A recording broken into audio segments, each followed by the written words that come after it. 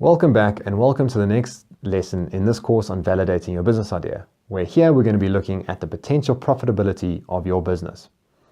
So really, no matter what your business idea is or business goals, whether you want to create a brand or change the world or help your customers with all this cool stuff that you're thinking of doing, really your goal needs to be profitability, because without profits, your business doesn't last.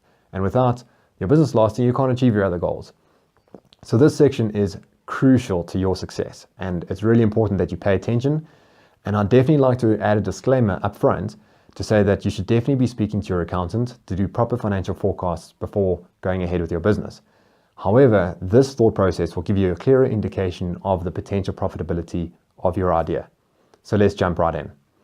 Basically, there's many different factors and variables that can affect your profitability on a month-to-month basis. But it can be summarized into three things. The three things being selling at a higher price, buying at a lower price, and then managing your costs so the costs don't eat into all of your gross profits. So let's jump in, and this video is going to look at the first two things: buying at a low price, selling at a high price. So let's firstly look at the idea of your selling price. If you already have a product or if your product already exists in the SA market, it makes it very easy for you to choose or decide what your pricing is going to be. The reason being, you need to match or better what your competitors are doing, because the nature of customers' ability to price check you versus your competitors is super easy with online. It's not like the good old days where if somebody wanted to compare a product price, they would need to go jump in their car, drive to one store, drive to the other store, check the prices, and then make a decision. Right now, well, you know this deal. You open up two tabs on your computer screen, you see what the price is there, what the price is there, and then make a decision. So your pricing, it needs to be super transparent. It needs to match or be better than your competitors. It can be higher if you can offer something that your competitors can't offer, and we'll circle back to that in a minute. So it's important, if you don't have your product readily available in South Africa, it's important to know that you can use a US dollar price as a base to figure out the rand price. But it's not just a simple process of taking that dollar price, timesing it out by the exchange rate and saying, well, that's what I'm going to sell it at. Because let's say, for example, we're looking at a product that's worth selling for $1,000. You times that out by the current exchange rate, 13 is always hovering between 13 and 15. Hopefully no more than that. But if you times it out, you're looking at a selling price of $1,000 equals maybe 15,000 Rand. But it's not going to be true. The rule of thumb is times about 20. So a $1,000 product in America becomes a 20,000 Rand product in South Africa. And it's important that you understand why, because your customers are going to phone you and they're going to ask you, why are you charging so much? Why are you making all this profits? Why is it unfair? And I've had many conversations like that, so I know the deal. And the explanation really circles down to two factors. The one is that shipping products from manufacturers, generally China, to America is super cheap, because of the amount of airplanes and ships moving back and forth across the Atlantic, Pacific. The economies of scales just means that it's far cheaper for them to have their products there. Whereas we're at the bottom tip of Africa, so getting stuck products here is very expensive, and we need to account for the shipping fees to return potential faulty products back to our supplier. So that's the first aspect. The other aspect is the tax and VAT portion of it. In America, the manufactured recommended selling price, as they call it, what we call the recommended retail price, their selling price doesn't include tax. What happens is there's different taxes for different states. So when somebody buys that product for $1,000 and they move to the checkout process, depending on which state they're in, the appropriate tax will be added to the cart. So South Africans look at the $1,000, they look at our 20,000 Rand price, and they think it's very out of balance.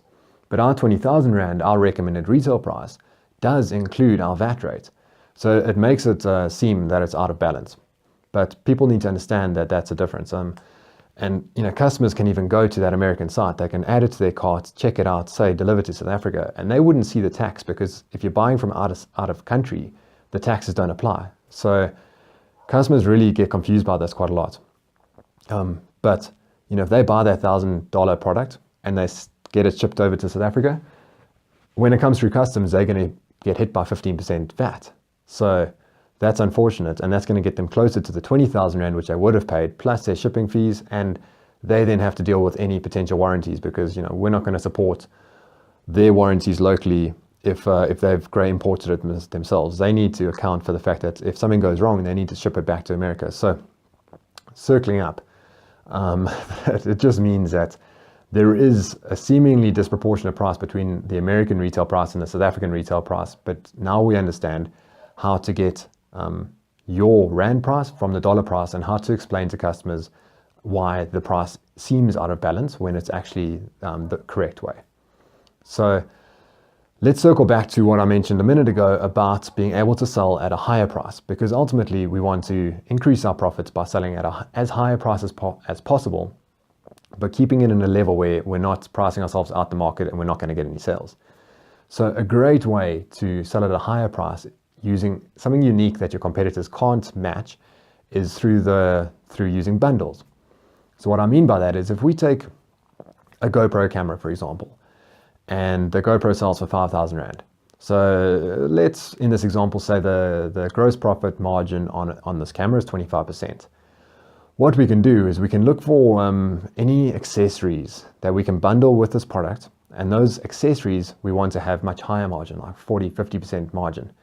We then bundle it all together and we show a bundle product to the customer where we say, the camera's 5 grand. The retail value of this bundle is 7 grand. So the retail prices of the camera plus the memory card plus the carry case plus the mount, that all, if you added all the selling prices, comes to 7,000 Rand. But now we're offering you a bundle discount. If you buy all of this together, we're going to do it for 6,250 Rand. So now the customer's getting a discount, but because the Rand margin on the accessories was so much higher, you can actually achieve a higher gross profit margin on the entire sale, because adding in those extra things and discounting it means that your Rand value margin is actually better for you. So it's a really cool way to offer great value to the customer and to achieve better profits yourself. And also, if you can be clever, you can use a product that your competitors can't get hold of.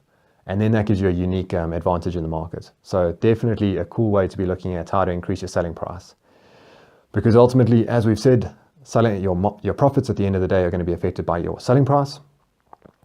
And secondly, about how low you can buy the product for. So we're going to look at that next.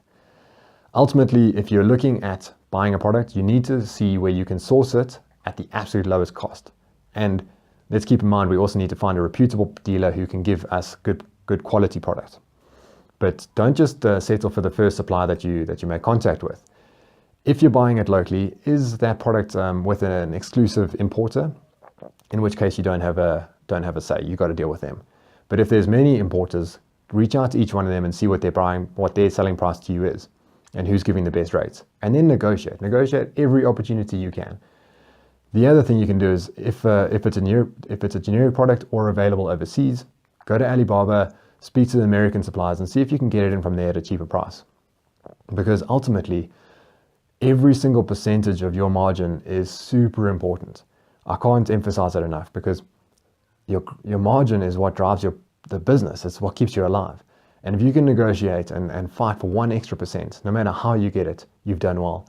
And if your suppliers ring you up and say, hey, your profits are next month the prices are changing and your margin's going down, just battle them and fight with them. Like, if your margin's coming down, try and get a rebate somewhere else to get your margin back up.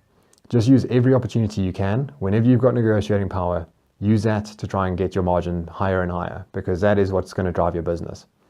So in this video, we've looked at, firstly, selling at a reasonable price, as high as you possibly can without pricing yourself out the market, and then buying at as low as humanly possible without compromising on the reputability and the product quality. In the next video, we're going to jump into that third aspect that I mentioned earlier about your costs, because the selling price less your cost price gives you your gross profit margin.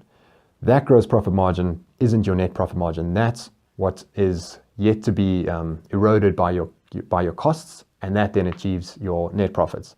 So let's jump into the next video and see what costs we have to consider